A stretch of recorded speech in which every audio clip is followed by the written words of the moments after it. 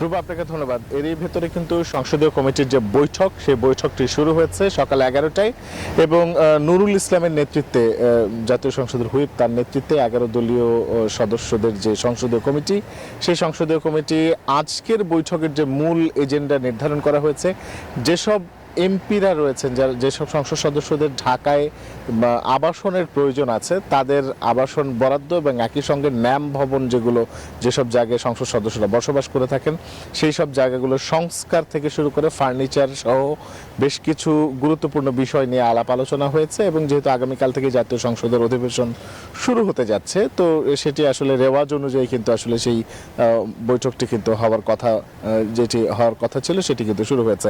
এরই মধ্যে আমরা কথা বলেছিলাম রুহুল কুদ্দুস তালুকদার দুলু তার সঙ্গে, এবং তিনি যেটি জানিয়েছেন বিকাল 4টায় সরকার দলীয় সংসদীয় কমিটির যে বৈঠক রয়েছে, সেখানে এজেন্ডা নির্ধারণ করা হয়েছে যে আসলে যেহেতু বহুদিন পর গণতান্ত্রিকভাবে গণতান্ত্রিক প্রক্রিয়ায় সংসদ অনুষ্ঠিত হতে যাচ্ছে, তো সেক্ষেত্রে সরকার দলীয় সংসদ সদস্যদের কৌশল কি হবে, সেই কৌশল নির্ধারণী বিষয়ে কিন্তু আসলে এই বিষয়ে তাদের যে আলোচনা, সেই আলোচনা এই বৈঠকে অনুষ্ঠিত হবে।